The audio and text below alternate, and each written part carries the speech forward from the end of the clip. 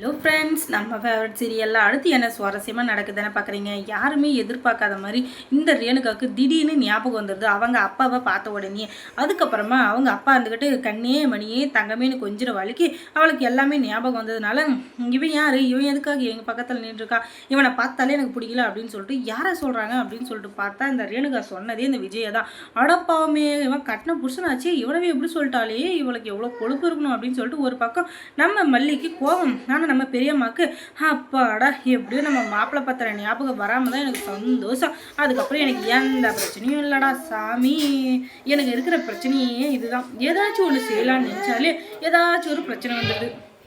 இப்போ நம்ம மல்லி நல்லதுன்னு போனாலும் அவங்களுக்கு பேரதிர்ச்சியாக ஒரு நல்லது வந்திருக்கு. அது நல்லது தான், இல்லைன்னு சொல்ல. ஆனாலும் இப்போ ரேணுகா இருந்துக்கிட்டு இவன் யாருன்னு எனக்கு தெரியல அப்படின்றதுனால நான் தான் உன் அப்பா, நீ என் கூட தான் வரணும், உனக்கு என்ன நடந்துச்சு நடக்கல அப்படின்றத நான் சொல்கிறேன், என் கூட நீ வந்தால் தான் நீ சந்தோஷமாக இருப்ப அப்படின்னு சொல்லிட்டு இந்த ரேணுகாவை வீட்டுக்கு கூப்பிட்டு போயிடாரு. அதனால் கதறி கதறி அழுகிறாரு நம்ம விஜய். ஏன்னா இப்போதைக்கு விஜய் யாருன்னே தெரியல இந்த ரேணுகாவுக்கு. அதனால் என்னடா இது, நம்ம பொண்டாட்டி நம்மளை யாருன்னே தெரியலன்ட்டாலே இவளுக்கு பழசெல்லாம் ஞாபகம் வந்துச்சு. ஆனால் அது அவள் அப்பா கூட இருந்தது மட்டும் தான் ஞாபகம் இருக்குது. கல்யாணம் ஆனது, குழந்தை பிறந்தது, என் கூட இருந்தது, இது எதுவுமே அவளுக்கு ஞாபகமே இல்லையே, என்னவா இருக்கும் அப்படின்னு சொல்லிட்டு பார்த்தா ஒருவேளை முதல்ல இருந்தது மட்டும் தான் அவளுக்கு ஞாபகம் இருக்குது போல. கல்யாணம் ஆனதுக்கப்புறம் எதுவுமே அவளுக்கு ஞாபகம் இல்லைன்னு நினைக்கிறேன்.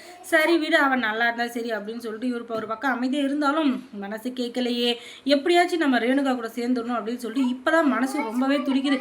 அதை பார்த்து பார்த்து நம்ம மல்லியோட மனசு வெடிக்குது. ஏன்னா நம்ம கூட இருந்துக்கிட்டு இவர் இருந்துக்கிட்டு ரேணுகா தான் வேணும், ரேணுகா தான் முக்கியம்னு சொல்லிட்டு எப்போ பார்த்தாலும் சொல்லிட்டு நம்மளை கடுப்பிடிச்சிட்டு இருக்கிறாரு. இது சரியில்லை, கண்டிப்பாக இது சரியே இல்லை. எதுக்காக இப்படியெல்லாம் பண்ணிட்டு இருக்காருன்னு ஒரு பக்கம் கோவம், இன்னொரு பக்கம் ஒரு பாவமாகவும் இருக்குது. ஏன்னா தான் இருந்தாலும் அவருடைய முதல் பொண்டாட்டி, அவங்க மேலே ஒரு ஞாபகம் இல்லாமல் இருக்குது சொல்லுங்கள். இப்போ என்னன்னா அவங்க வீட்டுக்கு போனதுனால நம்ம விஜய் இருந்துக்கிட்டு அடிக்கடி அவங்க வீட்டு வாசலில் போய் நிற்கிறாரு. என்னதான் இருந்தாலும் நம்ம பொண்டாட்டிக்கு நம்ம மேலே ஞாபகம் இல்லை அப்படின்றதுக்காக அவளை விட்டுற முடியுமா? அதனால் அவளுக்கு நம்ம மேலே ஞாபகம் வர்ற மாதிரி நம்ம பார்த்துக்கிட்டே இருக்கணும். இல்லாட்டி அவளுக்கும் நமக்கு எந்த சம்மதமும் இல்லை அப்படின்ற மாதிரி ஆகிடும் இல்லையா? அதனால் இப்போதைக்கு அடிக்கடி போய் போய் பார்த்துட்டு இருக்காரு. ஆனாலும் எதுவுமே ஞாபகத்துக்கு வரல நம்ம ரேணுகாவுக்கு. இப்படியெல்லாம் இருக்கக்கூடாது, இதெல்லாம் தப்பாச்சு அப்படின்னு சொல்லிட்டு ஒரு பக்கம் இருக்குது. ஆனாலும் என்ன பண்ணுறது, இன்னொரு பக்கம் ரேணுகாவை எந்த சூழ்நிலையும் நம்ம விட்டு கொடுக்கவே கூடாது. அவளை விட்டு கொடுத்துட்டா நமக்கு எந்த ஒரு ஆதாரமும் இல்லாமையே போயிடும். அதனால் ரேணுகா எனக்கு சொந்தம், எனக்கு மட்டும்தான் சொந்தம் அப்படின்னு சொல்லிட்டு அவர் எந்த நேரம் அதிக வச்சுட்டு இருக்காரு. இதனால் ரொம்பவே வருத்தத்தில் இருக்கிறது யாருன்னு பார்த்தீங்கன்னா நம்ம மல்லி மட்டும்தான். என்னதான் இருந்தாலும் மல்லி வந்து இப்போதைக்கு நமக்கு ஆதரவாக இருக்காரு விஜய் அப்படின்னு சொல்லிட்டு அவங்க நினச்சிங்கிறாங்க.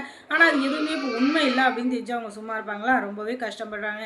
இப்படியெல்லாம் இருக்கவே கூடாது விஜய். நீங்கள் என்னதான் இருந்தாலும் மல்லி மேலே கொஞ்சமாச்சும் கரிசனை காட்டணும். எப்போ பார்த்தாலும் அந்த ரேணுகா ரேணுகா ரேணுகா ரேணுகாவே சொல்லிட்டு இன்னொரு பக்கம் எனக்கு மல்லியும் வேணும்னு சொன்னால் இதெல்லாம் என்ன ஒரு கண்ணில் சொன்னாமல் ஒரு கண்ணில் வெத்தலையாக வச்சுங்கிறீங்க. ஒரு இதுன்னா ரெண்டு பேருக்குமே நியாயமாக இருக்கணும். அதை விட்டுட்டு இவங்களுக்கு மட்டும் ஒரு ஃபேவராக இருந்துக்கிட்டு இவங்களுக்கு மட்டும் சப்போர்ட் பண்ணிட்டு இருந்தா இதெல்லாம் சரியே இல்லைங்க. கொஞ்சமாச்சும் உங்களோட இதை மாற்றிக்கோங்க. ஆனாலும் அவர் என்ன திருந்த வாப்பறாரு, கடைசி வரைக்கும் அந்த ரேணுகா கிட்ட போய் போய் அசிங்கப்பட்டு தான் இருக்க வராரு.